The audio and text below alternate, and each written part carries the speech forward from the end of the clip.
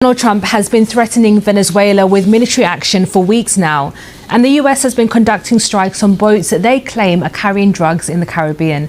Venezuelan President Nicolás Maduro spoke after President Trump was given FIFA's inaugural Peace Prize. It is an illegal threat of imperialist aggression. Considering the UN Charter and international law, it is disproportionate, absolutely disproportionate and extravagant. And it's unnecessary. Venezuela hasn't been and will never be a threat to the United States of America. Venezuela is a guarantee of security throughout the American continent.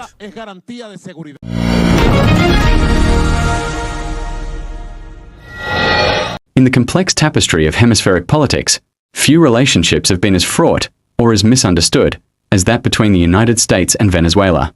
For much of the past 2 decades, tensions have defined the bilateral dynamic. Sanctions, diplomatic ruptures, competing narratives, and widespread speculation about security risks. Yet in a recent and increasingly public address, Venezuelan President Nicolás Maduro declared bluntly, "Venezuela is not a threat to the United States." To many observers, that claim may seem straightforward, almost self-evident. Venezuela, after all, does not possess the military capacity to directly challenge the United States in conventional terms. But in an era when global politics is increasingly shaped by unconventional security concerns, sanctions, and geopolitical competition, the statement takes on deeper significance.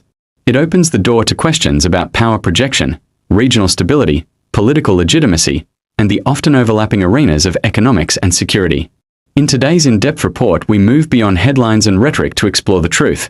What Venezuelan leaders are saying, what US policymakers see, how analysts interpret the evolving relationship, and what this means for both nations and the wider Western Hemisphere. The history of US-Venezuela relations stretches back many decades, with landmarks in oil diplomacy, Cold War geopolitics, and trade interdependence.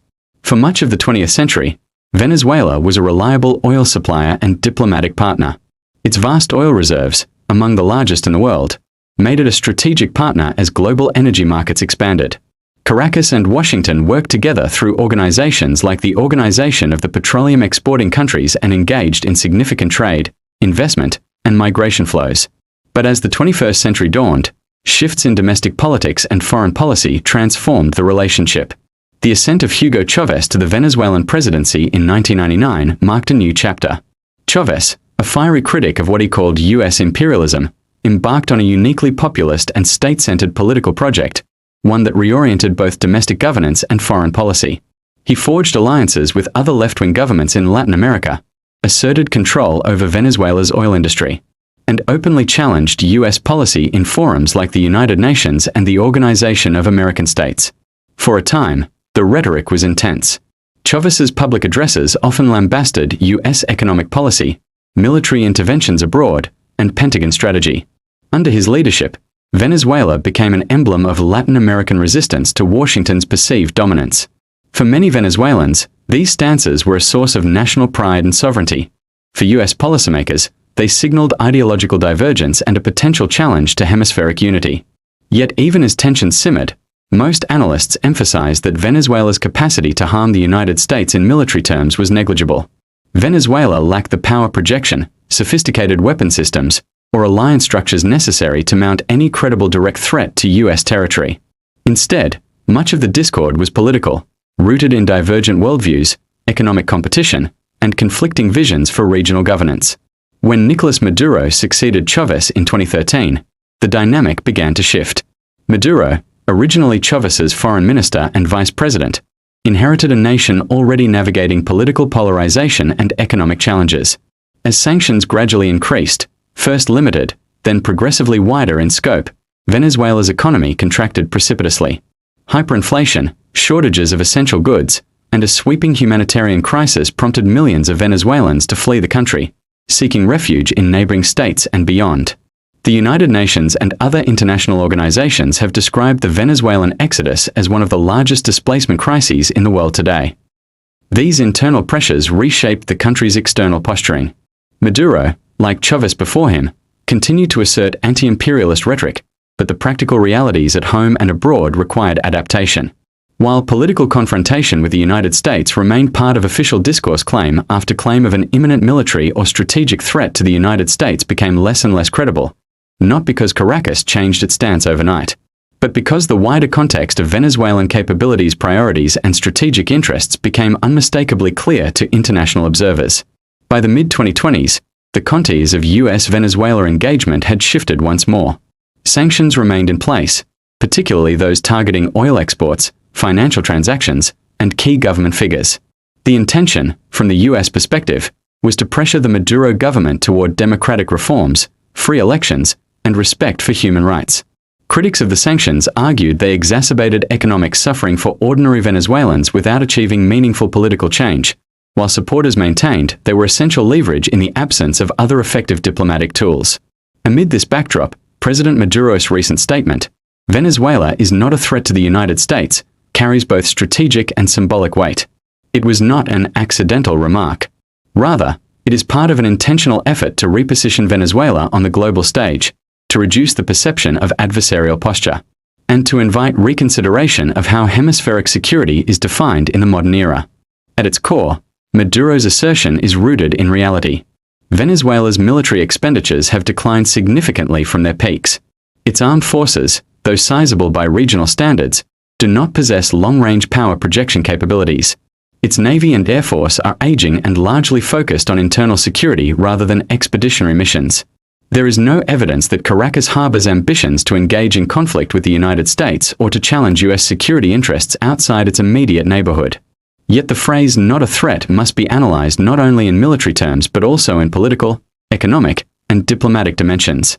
Maduro's declaration seeks to strip away layers of historical mistrust and present Venezuela as a rational actor in need of engagement rather than containment. US officials, for their part, have offered measured responses. While there is no new policy shift as of mid-2025 indicating a reopening of formal diplomatic relations, US State Department briefings emphasize the need to differentiate between ideological divergences and bona fide security threats. In public remarks, senior US diplomats have acknowledged that regional stability is best served when differences are managed through diplomacy, not hostility. Such language, while cautious, suggests an understanding that the former era of heated rhetorical confrontation no longer aligns with current geopolitical realities. To appreciate this transition, it helps to understand the evolution of Venezuelan foreign policy over time. Under Chavez, alliances were shaped by shared ideological commitments with leftist governments in Latin America, such as Cuba, Bolivia, and Nicaragua. Venezuela invested significant portions of its oil revenue in diplomatic outreach and regional organizations that sought to counterbalance US influence. PetroCaribe, a program providing preferential oil terms to Caribbean and Central American nations, was one such initiative that embodied Venezuela's expanded diplomatic reach. In contrast, Maduro's policy prioritizes pragmatic partnerships that can help sustain Venezuela's economic recovery. PetroCaribe dissolved as economic pressures mounted, and Caracas pivoted toward engagement with external partners, including China, Russia, Turkey, and Iran, nations that are themselves not aligned with US geopolitical interests but that offer investment, credit lines, and infrastructure projects. These relationships, however, are grounded more in economic necessity than in coordinated strategic opposition to the United States. This brings us to the question, is Venezuela's security posture hostile to US interests? Independent analysts point out that while Venezuela has at times echoed anti-US rhetoric, its actions have rarely risen beyond symbolic opposition. Venezuela does not participate in military alliances counter to US interests. It has not deployed combat forces in conflicts involving US partners, nor has it demonstrated clear intent to support armed insurgencies or terrorism against Western allies. In fact, as economic hardships intensified internally, Maduro has emphasized stability and domestic survival over external adventurism. At the same time, Caracas has faced criticism from human rights organizations and international observers for its domestic policies, particularly repression of dissent, curtailment of opposition political parties, and challenges in holding free and fair elections. These concerns contribute to the persistence of sanctions and shape how US policymakers view engagement. But these issues, while serious, are not the same as direct security threats. According to public opinion surveys conducted by independent research organizations in Latin America, Venezuelans themselves overwhelmingly prioritize economic recovery, job creation, access to food and healthcare, and the restoration of civil liberties. Concerns about confrontation with the United States rank far below these daily challenges. In other words, Venezuelan society is not mobilized for conflict abroad.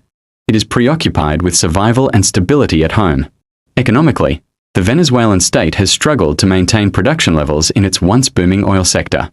Once among the top exporters to the United States and other global markets, Venezuela's production has declined due to underinvestment, aging infrastructure, and sanctions. Rebuilding oil capacity remains a long-term challenge, and any substantial resurgence would require not only capital but also legal and financial structures that reassure foreign partners. In this sense, Caracas is incentivized to reduce friction with global economic systems, not escalate conflict. To understand the broader context, we must consider the U.S. perspective as well. American national security strategy in the 2020s emphasizes multifaceted challenges: competition with China, cyber threats, terrorism, climate security, and economic resilience. In this calculus, South America and the Caribbean, while important, are not viewed through the lens of strategic military confrontation with a nation-state rival. Instead, the focus is on fostering stability, addressing humanitarian crises, and preventing state collapse that could produce regional instability, migration pressures, or security vacuums exploitable by criminal networks. Migration, in particular, remains one of the most tangible intersections of U.S. and Venezuelan interests. Millions of Venezuelans have crossed into neighboring countries such as Colombia and Brazil, and many have traveled farther afield to the United States via various routes. The phenomenon has become a central humanitarian concern in the hemisphere, prompting discussions about asylum policy, border logistics, and international aid. In this domain, U.S. engagement is as much about managing migration flows and supporting regional responses as it is about any bilateral tension with Caracas. Diplomats on both sides have pointed out that cooperation, not hostility, is the most productive path forward. In recent years, there have been instances of diplomatic engagement, negotiated prisoner swaps, and discreet negotiations over sanctions relief tied to political benchmarks. These engagements, often overshadowed by sensational headlines, are emblematic of a creeping pragmatism in the relationship. For many analysts, the most striking aspect of Maduro's assertion that Venezuela is not a threat is not its simplicity but its alignment with observable geopolitical reality. Military analysts largely agree that Venezuela's defense posture is oriented towards sovereignty and territorial integrity, not projection of power beyond its borders. Unlike NATO, the European Union, or the US-Japan alliance, Venezuela does not participate in collective defense structures. Its military strategy, such as it exists publicly, focuses on internal security challenges and control of its own vast territory. Yet despite these facts, perceptions often lag. Narratives of confrontation have deep roots in media coverage, political rhetoric, and historical grievances. Unraveling these narratives requires careful analysis and clear communication, something both governments are increasingly recognizing. In Washington, there is a growing school of thought among policymakers that sanctions and pressure alone have not achieved desired political outcomes in Caracas and may be impeding constructive dialogue. Some experts advocate for a calibrated approach that pairs accountability for human rights abuses with incentives for institutional reform and increased economic cooperation. In Caracas, Maduro's repetition of the phrase "not a threat" can be seen as an overture, not necessarily for unconditional reconciliation, but for a shift in how the relationship is conceptualized in diplomatic and strategic terms. At the same time, some voices on both sides continue to view the situation through ideological lenses, interpreting any rapprochement as a concession or a strategic loss. In politics, narratives of threat are powerful tools. They mobilize support, justify policy stances, and shape public opinion. But when those narratives become misaligned with material reality, analysts warn that they can hinder effective policy responses. Regional organizations such as the Organization of American States and multilateral frameworks like the Community of Latin American and Caribbean States have emphasized dialogue and constructive engagement in recent years. While these institutions face their own challenges and criticisms, they represent forums where US and Venezuelan representatives can address shared concerns, from climate impacts to economic integration, public health, and crime prevention. An emerging theme in diplomatic commentary is the idea that the future of US-Venezuela relations will be measured less by confrontation and more by management of shared, transnational challenges. Whether it is migration, regional economic integration, environmental protection, or pandemic preparedness, there are areas where cooperation yields mutual benefit. For Canadian Prime Minister Justin Trudeau and other leaders in the Americas, Shifting away from belligerent postures toward engagement presents an opportunity to reinforce hemispheric unity. Canada, for example, has maintained a balanced position recognizing electoral legitimacy while urging democratic processes and respect for civil liberties. Such balanced diplomacy contrasts with zero-sum thinking and underscores the value of nuanced foreign policy.